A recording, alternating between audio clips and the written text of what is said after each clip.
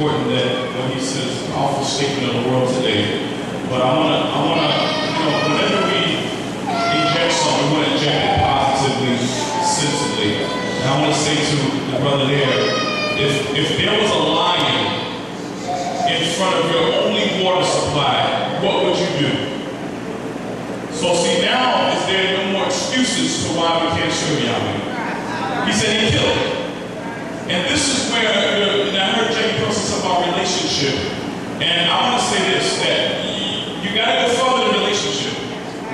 Relationship, there are husband and wives in a relationship, but they still cheat on each other. It's a holy. If holy is not in it, then it just means what everything else means.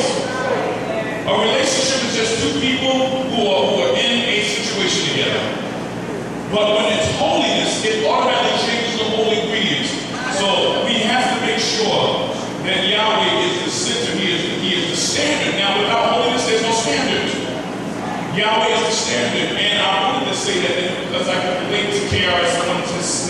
He's been on the positive graphic back in the 1980s.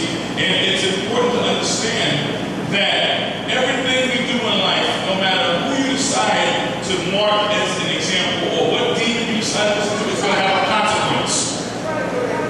Say that. Say everything has a consequence.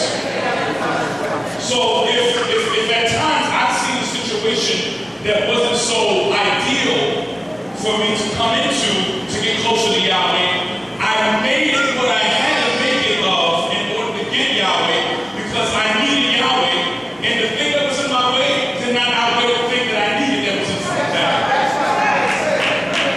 So you have to understand that the obstacle that's in front of you doesn't outweigh the thing that you need that's on the other side of your obstacle. So that's when the optimist says. The optimist says, whatever's in my way, I will, I shall, I can find a way around to achieve holiness. And so that now, the Bible says, now no more condemnation to them that are Yahshua. So see, now there's not any excuse that is, and this is what I wanted to say as we go back to the speakers.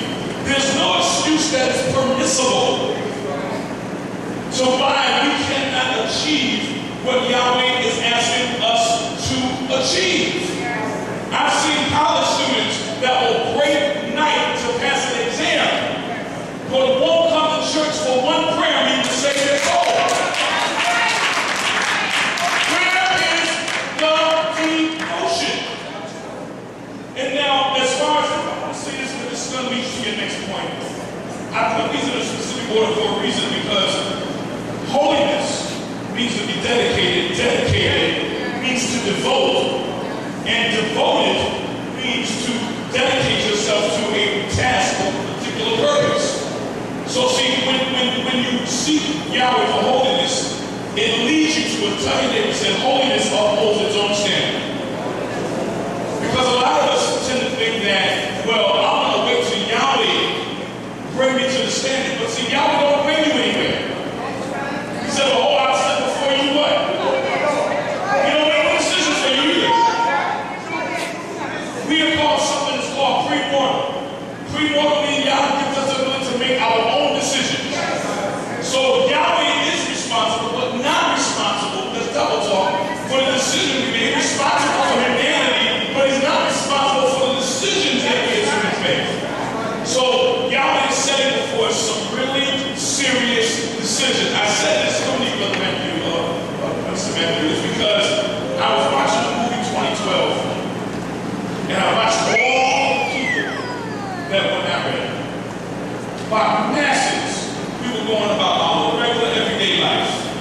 And I said to myself, if we depend on the interpretation of men, even what I'm saying to you right now, you depend on my interpretation of what holiness is, you'll never make it.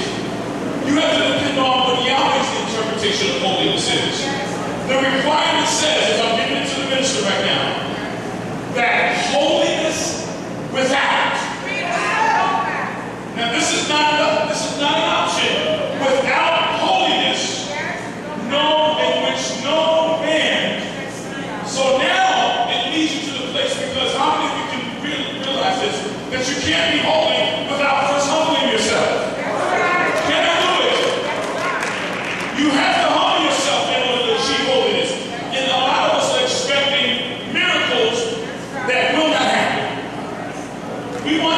heal, we want hymns, we want to lay hands, we want wheelchairs to be left on the altar.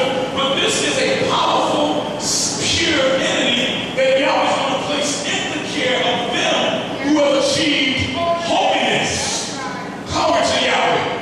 The person that gets the degree is not the one who is in class every day, it's the one who met the requirements of the class. We're showing up to church, but we're not meeting the requirements. So it's not about attendance, although attendance is a part of it. It's not about the songs or the part we play, although the part we play is a part of it. It's about the conviction that leads us to Yahweh's decision. There's one way, and that's Yahweh's way. Mr. Matthew, thank you. And Evangelist. That's Yahweh. That's Yahweh. That's Yahweh. It's funny because Pastor McCoy, we were just talking about this holiness coming back to Baltimore. And a couple things were mentioned, such as devotion and dedication and marriage. And all these things are biblical because Paul has often referred the relationship that we have with Yahshua to a marriage. And I find that it's going to be hard to devote or dedicate yourself to Yahweh if you're still dating. And what I mean by dating is that there's no, we're okay with coming to church and just having church, but there is no devotion. There is no outside life. There is no outside commitment. There is nothing that links us to Yahweh. And when I think of holiness, I think of purity. Purity and sanctification, which cannot be overlooked. And in Revelations, you refer to of having white garments. And I used to buy a lot of white shoes and stuff like that, but I stopped buying white shoes because the ground that I walk on is dirty. I stopped buying white shoes because every second I got something on my shoe.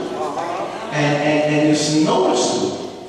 So I find what's annoying is, we're not annoying, but in order to keep these shoes white, every minute I gotta walk and wipe them.